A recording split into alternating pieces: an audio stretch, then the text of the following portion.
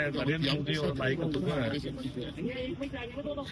ಶ್ರೀಮತಿ ನಿರ್ಮಲಾ ಸೀತಾರಾಮನ್ ಮತ್ತು ಆರ್ಥಿಕ ಸಚಿವರಾಗಿ 9ನೇ ಬಜೆಟ್ ಅನ್ನು ಮಂಡನೆ ಮಾಡಿದ್ದಾರೆ. ಬಹಳ ಅತ್ಯಂತ ಪ್ರಬುದ್ಧವಾದಂತಹ ಬಜೆಟ್, ಅದನ್ನ ಸ್ವಾಗತ ಮಾಡ್ತಾ ಇದ್ದೇನೆ. ಬಹಳ ಮುಖ್ಯವಾಗಿ ಓವರಾಲ್ ಒಂದು ದೇಶದ ಡೆವಲಪ್ಮೆಂಟ್ ಹೆಂಗಿರ್ತದೆ ಮತ್ತು ಕವರಿಂಗ್ ಆಲ್ ದ ಸೆಕ್ಟರ್ಸ್, ಅದು ಯಾವುದೇ ಒಂದು ಸೀಮಿತ ಅಲ್ಲ, ಎಲ್ಲ ಕವರಿಂಗ್ ಆಲ್ ದ ಸೆಕ್ಟರ್ಸ್. ಒಂದು ಪರಿಪೂರ್ಣ ಬಜೆಟ್ ಯಾವ ರೀತಿ ಇರಬೇಕು ಅನ್ನುವಂಥದಕ್ಕೆ ಉದಾಹರಣೆ ಇವತ್ತಿನ ಬಜೆಟ್ ಅಂತ ನಾನು ಸ್ಪಷ್ಟವಾಗಿ ಹೇಳ್ತಾ ಇದ್ದೀನಿ. ಯಾಕಂದ್ರೆ ಸುಮ್ಮನೆ ನಾವೇನ್ ಮಾಡ್ತೇವೆ, ಈಗ ಒಂದೊಂದು ಇಶ್ಯೂ ತೆಗೆದುಕೊಂಡು ಒಂದೊಂದೇ ಪ್ರಾಜೆಕ್ಟ್ ತೆಗೆದುಕೊಂಡು ಅನೌನ್ಸ್ ಮಾಡುವಂತದ್ದು, ಒಂದೊಂದು ರಾಜ್ಯಕ್ಕೆ ರಿಲೀಸ್ ಮಾಡುವಂತದ್ದು, ಇದೆಲ್ಲ ನೋಡ್ತಿರ್ತೇವೆ. ಆದ್ರೆ ಇವತ್ತು ಯಾವುದೇ ರಾಜ್ಯಕ್ಕೆ ಮತ್ತೊಂದಕ್ಕೆ ಯಾವುದೇ ಒಂದು ಪ್ರಾಜೆಕ್ಟ್ ಅನೌನ್ಸ್ ಮಾಡುವ ಮುಖಾಂತರ ರಿಲೀಸ್ ಮಾಡುವಂತದ್ದಲ್ಲ, ಓವರ್ ಆಲ್ ಡೆವಲಪ್ಮೆಂಟ್. ನಾಳೆ ಇಡೀ ದೇಶದ ಒಂದು ಆರ್ಥಿಕ ಸ್ಥಿತಿ, ವಿಕಸಿತ ಭಾರತ ಅಂತೇನಿದೆ ನರೇಂದ್ರ ಮೋದಿ ಅವರ ಕನಸು, ಆ ಕನಸು ನನಸು ಮಾಡಲಿಕ್ಕೆ ಒಂದು ಪರ್ಫೆಕ್ಟ್ ಆದಂತ ಪ್ರಬುದ್ಧವಾದಂತ ಬಜೆಟ್ ಇದು ಅಂತ ಹೇಳಿ ನಾನು ಸ್ಪಷ್ಟವಾಗಿ ಹೇಳ ಬಯಸ್ತಾ ಇದ್ದೇನೆ. ಮತ್ತು ಯಾವುದೇ ಸೆಕ್ಟರ್ ತೆಗೆದುಕೊಂಡ್ರಿ, ಎಂಎಸ್ಎಂಇ, ಇವತ್ತು ಸಣ್ಣ ಕೈಗಾರಿಕಾ ಏನಿದೆಯಲ್ಲ, ನಮ್ಮ ಜಿಡಿಪಿಯಲ್ಲಿ ಬಹಳ ದೊಡ್ಡ ಪ್ರಮಾಣದಲ್ಲಿ ಕೊಡುಗೆಯನ್ನು ಕೊಡ್ತಾ ಇದೆ.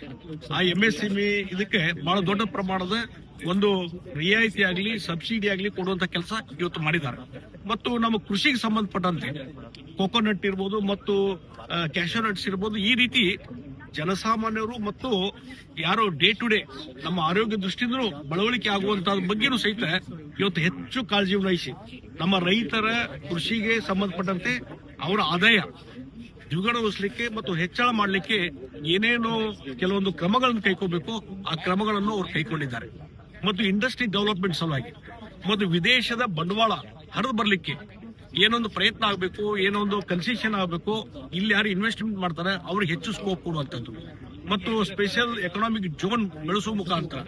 ಮತ್ತು ಇನ್ನೊಂದು ಬಹಳ ಮುಖ್ಯವಾಗಿ ಇತ್ತೀಚಿನ ದಿನಗಳಲ್ಲಿ ಅರ್ಬನೈಸ್ ಜಾಸ್ತಿ ಆಗ್ತಾ ಇದೆ, ಅರ್ಬನ್ ಪಾಪ್ಯುಲೇಷನ್. ಆ ಹಿನ್ನೆಲೆಯಲ್ಲಿ ಮೂಲಭೂತ ಸೌಕರ್ಯ ಇರ್ಬೋದು, ರೈಲ್ವೆ ಕನೆಕ್ಷನ್ ಇರ್ಬೋದು, ಏರ್ ಕನೆಕ್ಷನ್ ಇರ್ಬೋದು, ಮತ್ತು ರಸ್ತೆಗಳ ನಿರ್ಮಾಣ ಇರ್ಬೋದು, ಮತ್ತು ರೈಲ್ವೆ ಕೆಲಸಗಳ ನಿರ್ಮಾಣ ಇರ್ಬೋದು, ಇವಕ್ಕೆ ಹೆಚ್ಚು ಒತ್ತು ಕೊಡುವಂತಹದ್ದು. ಅದರ ಮುಖಾಂತರ ಜನಸಾಮಾನ್ಯರ ಡೇ ಟು ಡೇ ಅವರ ಡೇ ಟು ಡೇ ಜೀವನಕ್ಕೂ ಒಳ್ಳೆ ರೀತಿಯಾದಂತ ಒಂದು ಕನಸು ಏನಿದೆ ಅದನ್ನು ನನಸು ಮಾಡುವ ರೀತಿಯಲ್ಲಿ ಬಹಳ ದೊಡ್ಡ ಪ್ರಯತ್ನ ಇದೆ. ಮತ್ತು ನಾನು ಹೇಳ್ತೀನಿ, ಇವತ್ತು ಕಾಂಗ್ರೆಸ್ ಅವರು ಬೆಳಗಿಂದ ಸಾಯಂಕಾಲ ಟೀಕೆ ಮಾಡುವಂತದ್ದಲ್ಲ. ಇವತ್ತು ಹಲವಾರು ಕಡೆ ನಾವು ಟೀಕೆಗಳನ್ನು ನೋಡ್ತೀವಿ.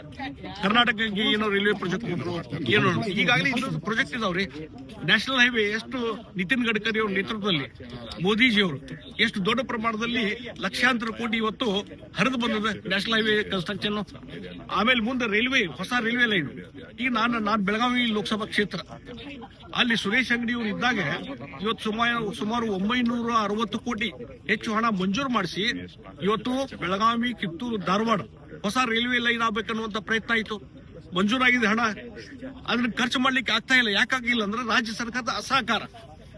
ಅವರ ಅಸಹಕಾರದಿಂದ ಇವತ್ತು ಆ ರೈಲ್ವೆ ಪ್ರಾಜೆಕ್ಟ್ಗೆ ಲ್ಯಾಂಡ್ ಅಕ್ವಿಷನ್ ಮಾಡಿಕೊಡ್ಬೇಕಲ್ಲ, ಲ್ಯಾಂಡ್ ಅಕ್ವಿಷನ್ ಯಾಕಾಗಿಲ್ಲ ಹಂಗಾರೆ?